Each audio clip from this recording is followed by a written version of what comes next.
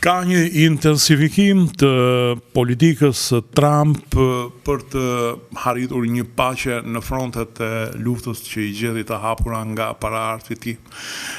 Më e dukshme është Ukraina, ku ai po bën presion që të arrihet sa më shpejt një marrëveshje paqe, por nuk ka munguar ditët e fundit as Izraeli. Duhet jemi të vetëdijshëm që ngjarjet në Izrael, bombardimi së fundmi i Gazës, një vend i cili është kthyer në një peizazh shënor, sepse ka vetëm gërmava, bombardimet pra të fundit kanë krijuar një lloj bezdie dhe sikleti, turpi edhe në opinionin publik izraelit.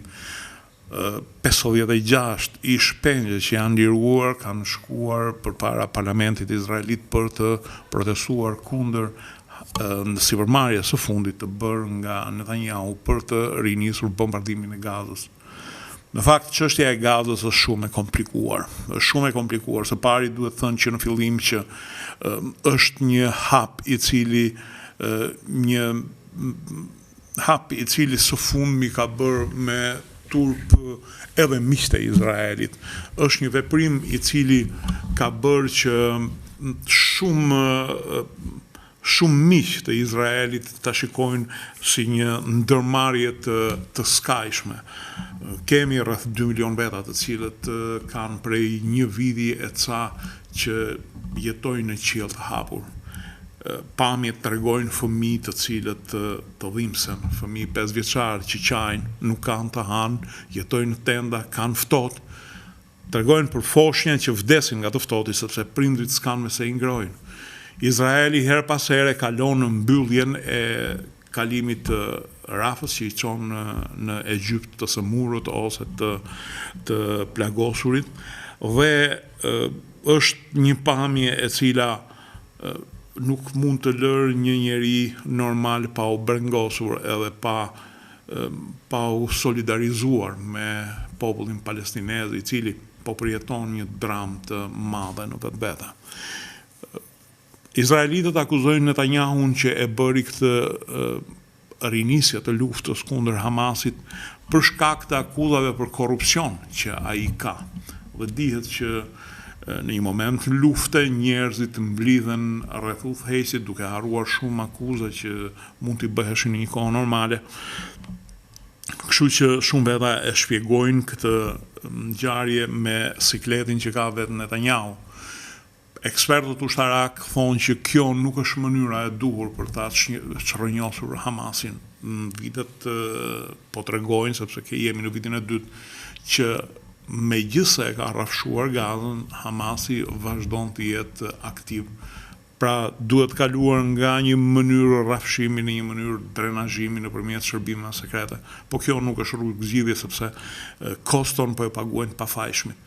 Pavarësisht se shifrat që jep Ministria e Shëndetësisë e Hamasit, por gjithsesi me sa do rezervë të merren ato janë shifra jashtëzakonisht të larta, shifra që në një farë mënyrë konsiderohen të tilla edhe nga organizata ndërkombëtare. Po si e ndërmori Netanyahu këtë hap? E vërteta është që Netanyahu bëri një armë pushim nën presionin që i bën Shtetet e Bashkuara, konkretisht presidenti i ri Donald Trump.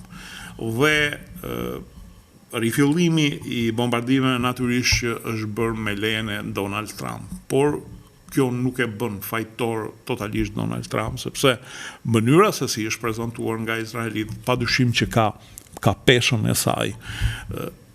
Donald Trump ka hallin që ta mbyll sa më shpejt këtë front lufte. E njëjta gjë po ndodh edhe në Ukrainë. Ai po bën presion mbi Zelenskin, por edhe mbi europianët, megjithatë as kanë zënë në kapitull, po i bën lëshime Putinit vetëm sepse do që të mbyll një orë më parë frontin e Ukrainës. Ndoshta nuk është duke treguar durim, nuk po tregon atë që duhet në tilla raste të bisedime me rezistencë, por ai po ngutet. Pse po ngutet? Po ngutet sepse ka një front tjetër të brendshëm. Është fronti me ata që e kanë votuar, të cilët presin rezultate nga ai dhe këto dy frontet që ka jashtë kufive janë frontet e hapura. Ndërkohë Kina është edhe fronti i ri, pastaj do kemi një front të ri i cili është ai përplasur me Bashkimin Evropian, dhe këto janë ato fronte të cilat realisht i interesojnë Donald Trump edhe votuesve të tij, sepse duhet kemi parasysh që humori votuesve nuk mban më shumë se sa një vit e pak. Kanë prioritet të ndryshojnë, dhe në projektin që ka Donald Trump, i cili mendon që të zgjidhet edhe një mandat tjetër, natyrisht duke e kaluar këtë në filtrin e gjykatave, duke parë përputhshmërinë me kushtetutën amerikane, ai duhet të gjej padyshim një marrëveshje me votuesit e tij, sepse amerikanët në përgjithësi janë një popull i nevrikosur, dhe në qoftë se ai nuk realizon premtimet e tija, janë nga ata popull që në qoftë se neve jemi mësuar të marrim si shembull grekët ose francezët ose serbët, amerikanët e kanë më keq sepse janë populli më armatosur i botës. Në përgjithësi çdo banor amerikan ka një armë e gjysmë në shtëpi.